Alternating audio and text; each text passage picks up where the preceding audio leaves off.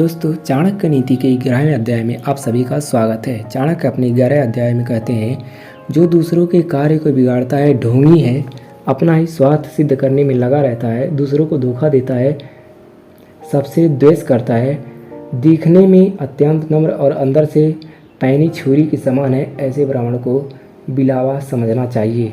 दान देने की इच्छा, मधुर भाषण, धैर्य और उचित अथवा अनुचित का ज्ञान, ये चार मनुष्य गुण के सहज स्वभाव से ही होते हैं, अभ्यास से इन्हें प्राप्त नहीं किया जा सकता। सहज का अर्थ है साथ में उत्पन्न, अर्थात जन्म के साथ। व्यवहार में इसे कहते हैं खून में होना। इन गुणों में विकास किया जा सकता है, लेकिन इन्हें अभ्यास के द्वारा पैदा नहीं किया जा सकता। अगर इन्हें आज की भाषा में कहें तो ये गुण आनुवंशिक हैं, जीन्स में हैं। परिवेश इन्हें विकसित कर सकता है, बस इन्हें थोड़ा बहुत तराश सकता है। वातावरण, सहज और अभ्यास द्वारा प्राप्त गुणों में अंतर होता है। सहज गुण नष्ट नहीं होते, जबकि अभ्यास द्वारा जिन्हें प्राप्त किया जाता है, अनभ्यास द्वारा वे समाप्त हो जाते हैं। हाँ, ऐसा देखने में आया है कि कभी कभी सहज गुण उचित वातावरण न मिलने के कारण सामने नहीं आ पाते हैं। जो मनुष्य अपने समुदाय के लोगों को छोड़कर दूसरे के समुदाय का सहारा लेता है, वह उसी प्रकार नष्ट हो जाता है जैसे दूसरों के धर्म का आश्रय लेने वाला राजा।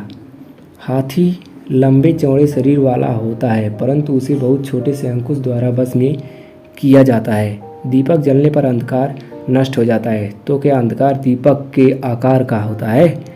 हथौड़े की चोट करने से बड़े बड़े पर्वत गिर जाते हैं, तो क्या पर्वत का आकार हथौड़े से छोटा होता है? प्रत्येक वस्तु अपने तेज के कारण ही बलवान होती है। लंबा चौड़ा शरीर कोई मायने नहीं रखता। लोग ऐसा मानते हैं कि कलयुग के 10,000 वर्ष समाप्त होने के बाद परमात्मा पृथ्वी का त्याग कर देते हैं।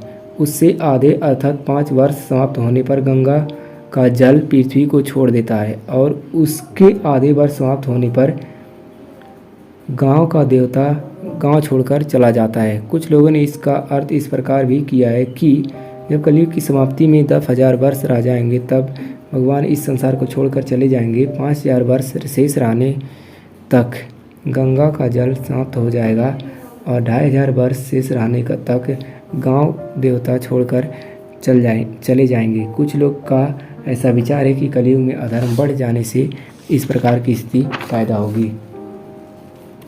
जिस व्यक्ति की घर में अधिक आसक्ति है, घर में अधिक मोह लगाव है, उसे विद्या की प्राप्ति नहीं हो सकती। जो लोग मांस खाते हैं उनमें दया नहीं, जो धन के लोभी होते हैं उनमें सत्य नहीं होता है।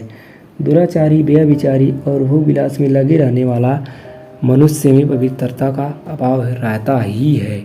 जिस प्रकार नीम के वृक्ष को दूध और घी से सींचने पर भी उसमें मिठास पैदा नहीं होती, उसी प्रकार दुर्जन व्यक्ति अनेक प्रकार से समझाने बुझाने पर भी सज्जन नहीं हो सकता। जिस दुष्ट का अंतःकरण कामवासना आदि मलों से भरा हुआ है, ऐसा मनुष्य यदि सैकड़ों बार भी तीर्थ स्नान करे तो भी पवित्र नहीं हो सकता। बिल्कुल उसी तरह जिस प्रकार शराब रखने का बर्तन आग पर जलाने से भी शुद्ध नहीं हो सकता। जिसे किसी के गुणों की श्रेष्ठता का ज्ञान नहीं, वह सदा उसकी निंदा करता रहता है। उसके ऐसा करने से किसी के आश्चर्य नहीं होता। जैसे भीलनी हाथी के मस्तक में उत्पन्न होने वाली गजमुक्त का छोड़कर घुंघुचियों की माला ही धारण करती है। जो व्यक्ति पूरे वर्ष तक मौन रहकर चुपचाप भोजन करता है, वह 1 करोड़ वर्ष तक स्वर्ग में आदर सम्मान प्राप्त करता है। अर्थ यहाँ है कि जो व्यक्ति अपने धर्म का पालन करते हुए सदाचार पूर्वक श्रम करता है और जो कुछ भी अर्जित करता है उसे संतुष्ट रहता है, उससे सभी देवी देवता प्रसन्न रहते हैं। अर्थात उसे किसी प्रकार के कष्टों का मुख नहीं देखना पड़ता, उसका सभी जगह सम्मान होता है। यहाँ मौन का अर्थ प्राप्त की सहज स्वीकृति है, चुप रहना नहीं। विद्यार्थी के लिए आवश्यक है कि वह काम, क्रोध, लोभ, स्वादिष्ट पदार्थों की इच्छा, श्रृंगार, खेल, तमाशे, अधिक सोना और चापलूसी करना आदि इन 8 बातों का त्याग कर दे। जो बिना खेती की हुई भूमि से उत्पन्न होने वाले फल और कंदमूल आदि को खाकर निर्वाह करते हैं और सदा जंगल में रहकर ही प्रसन्न रहता है और जो प्रतिदिन श्रद्धा करता है ऐसा ब्राह्मण ऋषि कहलाता है। एक समय भोजन करने से जो संतुष्ट है, जो नित्य अपने कर्तव्यों को पूरा करता है, स्त्री का संग ऋतुकाल में केवल संतान प्राप्ति के लिए ही करता है, उपभोग के लिए नहीं, ऐसे ब्राह्मण को ही द्विज कहा जाता है। चाणक्य ने प्रत्येक वर्ण के लोगों का कर्तव्य बताने का प्रयत्न किया। यदि प्रत्येक वर्ण का व्यक्ति अपने कर्तव्यों का भली प्रकार पालन करता रहे तो देश में शांति और सुख बना रहे। जब लोग अपना कर्तव्य भूलकर गलत आचरण करने लगते हैं, अनधिकार चेष्टा करते हैं, तो दुराचार के साथ साथ समाज में अशांति भी फैलती है। सदा सांसारिक कार्यों में संलग्न पशुओं के पालक, व्यापार और खेती आदि करने वाले ब्राह्मण को वैश्य कहा जाता है। जो ब्राह्मण वृक्षों की लाख, तिल, नील कपड़े आदि रंगने का, रंग, शहद, घी, शराब, मांस आदि चीज़ों का व्यापार करता है उसे शूद्र कहते हैं। यहाँ स्पष्ट है कि चाणक्य जन्म से किसी को उच्च कुल का अथवा ब्राह्मण नहीं कहते, वे कर्म के अनुसार ही उन्हें विभाजन करते हैं। जो मनुष्य के कार्य को बिगाड़ता है, ढोंगी है, अपना ही स्वार्थ सिद्ध करने में लगा रहता है, दूसरों को धोखा देता है, सबसे द्वेष करता है, ऊपर से देखने में अत्यंत नम्र और अंदर से पैनी छुरी के समान है, ऐसे ब्राह्मण को बिलावा कहा जाता है। जो ब्राह्मण पानी के स्थानों, बावड़ी, कुआं, तालाब, बाग बगीचों और मंदिर में तोड़फोड़ करने में किसी प्रकार का भाव भय नहीं रखता, उन्हें मलिच्छ में लिया जाता है और मलिच्छ कहा भी जा सकता है।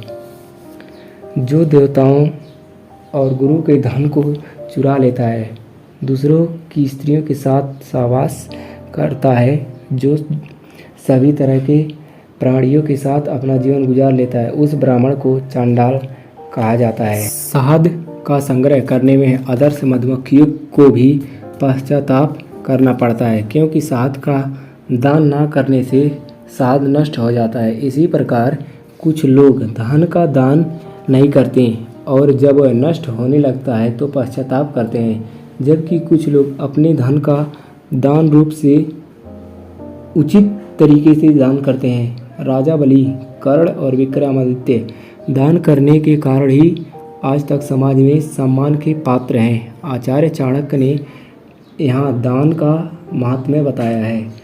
आम लोगों की धारणा है कि दान देकर वे लोगों पर उपकार करते हैं। यह प्रथम दृष्टि में सही भी है, लेकिन यथार्थ इससे हटकर है।